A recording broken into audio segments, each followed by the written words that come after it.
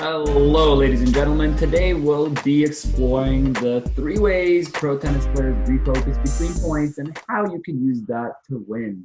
My name is Zoran Stojkovic, and I'll be leading you on this awesome journey as your facilitator. Let's get started. This webinar is put on by Kizo Performance. For more information, go on kizoperformance.com. And there's our email and social media handles as well. My name is Zoran Stojkovic, and as the founder of Kizo Performance, I live in Victoria, Canada, and what we do is we equip athletes, coaches, and teams with mental skills and high-performing strategies and mindset training to unlock top performance, and to do so with a smile on their face. I have my master's of science in sport and exercise psychology, and I've worked with elite tennis players both as a coach and a mental conditioning consultant. I'm a certified mental performance consultant, an optimistic high performer, and I'm also a family man. What are you going to get out of today? Well, a couple of things. You're going to get an understanding of why the mental routine is important. You're going to get an understanding of the point cycle and how to use it. And you're going to get a powerful personal mantra, a guided imagery / visualization audio, breathing exercises, and a routine card. And we're going to do all that in 30 minutes. And we're also going to answer some of your questions today. Our giveaway today will be $100 off our one-on-one mindset training program, where you can learn how to unlock your peak performance through online sessions. Some typical client results from our programs are enhanced composure, improved focus under pressure, increased confidence, the best performance, and satisfaction. Okay, let's dive into it. How often does this happen to you? You're playing a point and you lose the point that was really important, really big, and what happens is you get angry. And because you got angry, you have some negative body language, you start to doubt your skills, and the set kind of goes down the hill. And you don't have a fighting chance anymore. And the only reason you lost the set and maybe the match is because you had this sort of reaction. Maybe this is something some of you are more familiar with as a coach, as a parent. Having players cry on the court during matches, after matches. So how can we, what's happening? What's the problem? Well, in working with tennis players of all ages, here's some of the common problems that I've come across. After losing a point, I get angry and hit my racket on the ground. I have negative inner dialogue and mind chatter, such as, she's better than me, you suck, I can't do this, I can't keep going, I'm tired. My attention fades during the match and I can't bring it back. I choke and can't close out a match as I'm anxious, lethargic, and tight. And my routine is different when I lose a point and when I win one. So what can we do about that? Well, imagine being aggressive yet calm, being confident, conscious, and composed, and focused on what matters to you, and leaving mistakes in the past and just letting them go. Today, we're going to get you started on that journey. The first point I want to talk about is distraction. Distraction is summed up in this way. So your potential equals your performance minus your distraction. Let's put it visually. So your potential equals your performance minus your distraction. So if our distraction is at 40%, which is where the dotted line is, that means we're going to be performing at 60% of our potential. Now, mental training minimizes distractions and brings it to maybe 10% or 5% so that you're performing at 90 or 95% of your potential and doing a lot better. Now, that distraction is never going to go away entirely, but what we're trying to do is, what mental training does is it minimizes it. Distraction falls into the point cycle as well. The point cycle is pretty fun in tennis. And what happens is we play points and then we have a break. And what happens is we do this quite often over hundreds of times during a match. Now, distraction fits into the break portion of this. And there's two types of distractions to look out for. One is inner distractions, meaning self-doubt, low confidence, negative self-talk, fatigue, and not believing your abilities. There's also outer noise, which is the crowd, parents, the wind, the equipment, the coaches, the score, and the umpires. In the 6 seconds that a point lasts, we take a break for 15 to 20 seconds. On hardcore points are even shorter nowadays. They're 3 to 4 shots. So that's 4 or 5 seconds. What this means is there's something called a 70% rule, which means 70% of the tennis match happens not actually during the point, but between the points.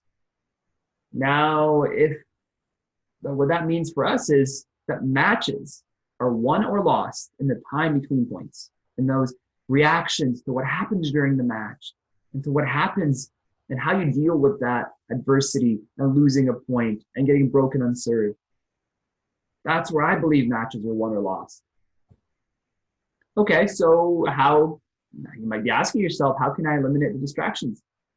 Well, we're going to start with the routine card. You'll be getting a copy of the routine card in your email an hour after this webinar. The routine card is meant to give you a structured step-by-step program so that you can put your new routine into habit. Because adding something to a habit is pretty tough. So I've really simplified it for you. Now, the purpose of a mental routine is to quiet the inner distractions, which we talked about, and the outer noise as well, and tune into what's important now or when. Here's what the routine card looks like. You'll play a point, and then the point ends. And then people usually have a physical routine or play another point, grab some tennis balls, and that's it. Well, no, I say we got to do something in that time. After the point ends, we have to do some sort of mindset skill. Maybe you towel off, but what do you do? What's that mindset skill that you do? And then maybe you pick up the balls and connect with your partner, towel off. And then we have time to throw in one more mindset skill before doing our serving or returning routine and playing another point. Now, this all happens very quickly. It happens 15 to 20 seconds. Pro tennis players are masters of the mental routine. While you can't see what they do in their minds, players often talk about using breathing, mindfulness, visualizing, and using those powerful personal mantras to rock points and be ready for the next point before it starts.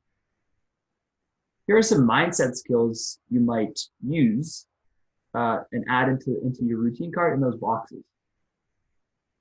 You can relax by breathing. Breathing has been proven over and over again by science to relax your body because it brings down your heart rate, it massages your diaphragm, which lets you recover quicker and go into a more optimal heart rate zone. When your heart rate is too high, what happens is you have a tendency to, your vision narrows.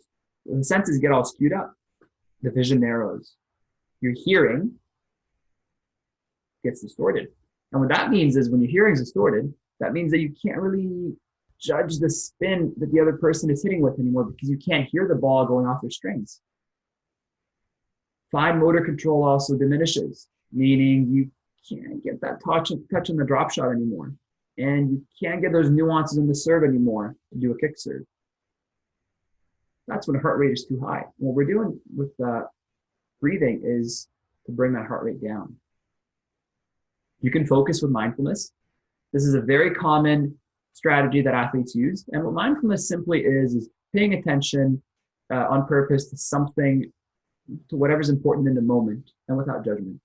What that means is, going back to our acronym of WIN, what's important now, if the important thing is to take some breaths and bring that heart rate down, then that's us being mindful. The important thing is to tune into where we want to serve and look at the target, and that's us being mindful. You can visualize to set clear goals. Included in this webinar is a visualizing audio that you're going to get sent to you an hour after the webinar. The visualizing audio will walk you through exercises of training your imagination muscles so that you can set clear goals and build that mental focus between points. You have to have consistent physical routine on serves and returns, because that's just what happens, and I'm guessing that you do. But what we're working on now is adding that mental routine into that time between the points.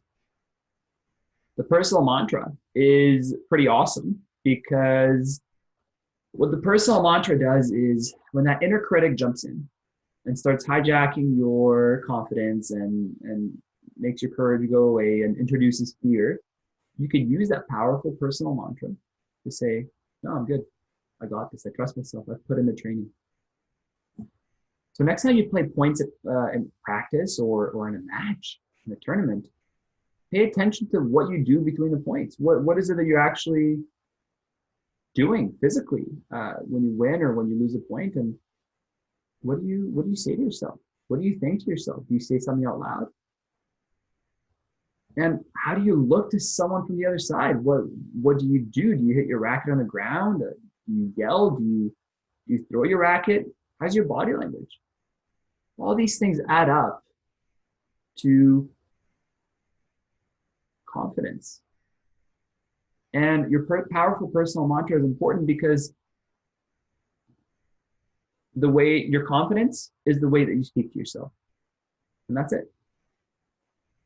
So what I encourage you to do is come up with a phrase shorter than 5 words and repeat it to yourself. If you lose focus, get discouraged, or get tired. But this phrase, you have to earn the right to say this phrase. If you're telling yourself, I have an awesome serve, or I get every first serve in, you have to go out and practice your first serves. When you're coming up with your personal mantra, you want to start it with an I. Keep it in the present, meaning as if it's happening right now, and avoid using words such as can't, don't, have to, should. So you want to be very careful and particular with your language. An example might be, I start every point with intensity. I play shots deep to her backhand. Or I get every second serve in. Then what happens is, before a match, on the changeovers, you have your routine card where you have that written down and you can read that. When you read that, that's super awesome, because then it gives you focus and it lets your mind tune into what you want to do instead of what you don't want to do. Now we have some questions from you. What is it that you asked us, and let's take a crack at answering some of those. Anna asked us, how can I stay composed in a big point? And the first thing to realize is there are no big points. Every point is created equal, even though you may have heard the common saying of, oh, there's 3 critical points and 3 big points during a match, and you have to win those. I mean, how are you supposed to know that? Essentially, there's no big points. Every point is equal, and that's important, because then when you let go of the mindset of, oh, this is a really big point, you're going to put less pressure on yourself.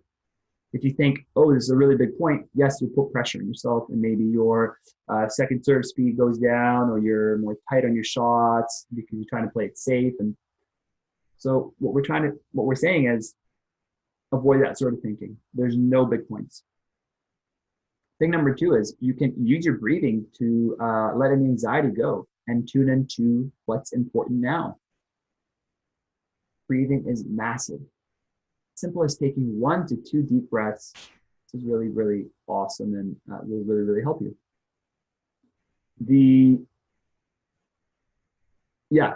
So in the visualizing audio that will be sent to you in an hour, you'll get how to breathe. You'll be walked through a breathing exercise. So use that and practice that at home, and then use that between points. And the third thing is you want to simulate pressure situations in practice that are similar to the match. The match, it will be volatile, uncertain, complex, and ambiguous. It's going to be random. You're not going to know what's going on. So practice has to be like that. It cannot be basket feeds to the same spot that you know the ball is coming to with no intensity. It has to be volatile, complex, uncertain, and ambiguous, and intense as well. Question 2 comes from Cliff. Cliff asks, how can I stay mentally tough when playing better players? Cliff, thanks for your question. By better players, I hope you don't mean seeding, because seeding is pretty flawed, and players that are seeder in tournaments get too much respect. So what I suggest is not caring about that to start, and just saying, I don't really care who's a better player or who has a better reputation. Number 2 is having a game plan. This is massive, because you want to figure out a way that you could use your strengths to break down the opponent's strengths and figure out what gaps in the opponent's game are and how you can expose those gaps, but also find a way to break down the strengths. Do they get tired in the third set?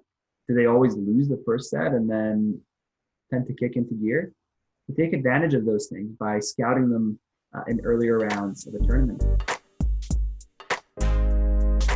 You should practice visualizing at home by using the tennis visualization audio we're going to send you. It's massive. And you can visualize those exact sorts of things. You can visualize playing those big, playing the better players. You can visualize yourself playing against that player and how you want to show up and how you're going to feel, and then how that's going to look. And finally, you do test matches with players who are better than you. If you're only playing against players who are your level or weaker, then you're not going to get to practice that. So play against players who are better than you. And especially if you can play against players who have a similar game style to the player you'll be playing in a tournament, yeah, that would be huge so that you can get used to that. Question 3 comes from Hashem. How can I motivate myself after I lose a set and keep focused? So the question talks about motivation and focus. Now, when losing a set, the motivation will tend to dip. So what we want to do is bring it back up. What's important to know is that the player's intensity will drop after winning a set. So you want to capitalize on that. And you want to say, look, let's get into it right now. Let me take a break, or let me hold my serve and then take a break. Obviously, you'll need to change your game plan and strategy. If something didn't work in the first set, you'll need to change it. But do keep in mind that those first few games of a set are massive, and they'll set the landscape for the rest of the set. You can use your personal mantra to motivate yourself and tell yourself something along the lines of, all right, it's 0-0, first set. Here we go. First point of the match. So pretend as if the last set didn't even happen. First set of the match. Here we go, let's go. And go in with a strong mindset and fresh slate. And thing number 3 is you can use mindful breathing to center attention and calm your heart rate. As I've talked about before, when your heart rate is too high because you're either anxious or nervous or overexcited, or because you've played long points and you don't bring it down before starting the next point, you're going to underperform because your senses will be all messed up. So use that mindful breathing. Breathing through the nose. 1, 2, 3 breaths of slow breathing will do the trick for you.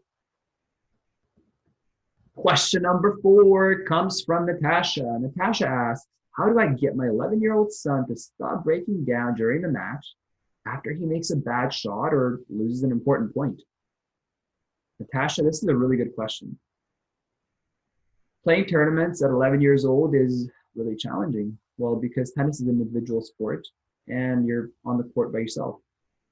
If your son is breaking down during the match and if he's crying, that means that he cares. So I'm going to start off with that.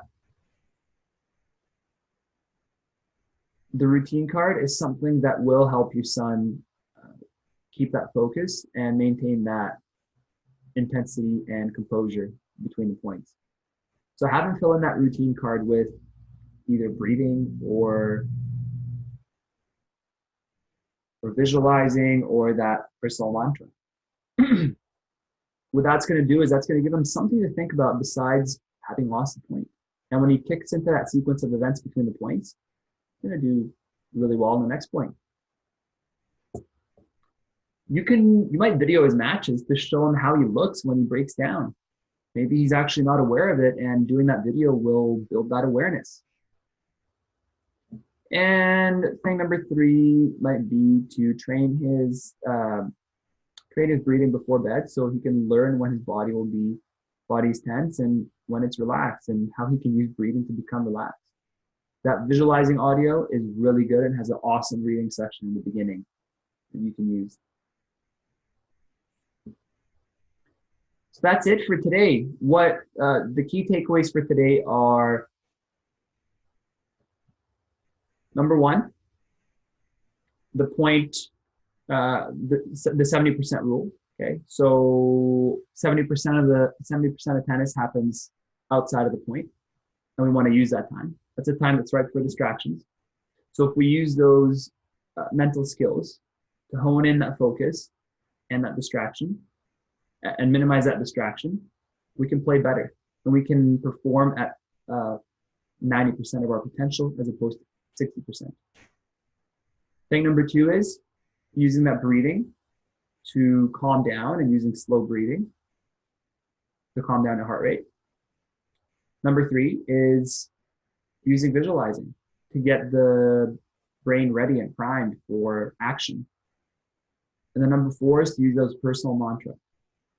That personal mantra to focus yourself, give yourself a game plan or what you want to do in the point or in the match. And that's all massive. Now it's time for our giveaway. Our giveaway is a one-on-one mindset training course. Our giveaway is $100 off one of our mental conditioning programs, and which includes one-on-one mindset training, learning how to unlock peak performance, and online sessions.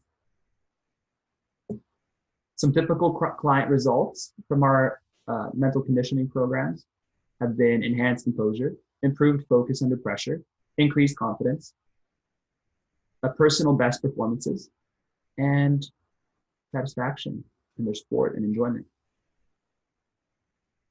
This giveaway, we'll be doing a draw for this giveaway, and we'll be notifying the winner by email an hour after this webinar. I've really enjoyed your questions, and I've enjoyed giving you these tools and mindset tools and these things that you can do to play better and to crush your points. When I was a junior, I wish I knew all these things, and I wish I knew some of those mental skills, because I would have played a lot better. But because I didn't, then I couldn't play as well. I always got in my own way. We'll be doing one of these webinars a month. Stay tuned for the next one, and enjoy the rest of your weekend. See you on the tennis courts.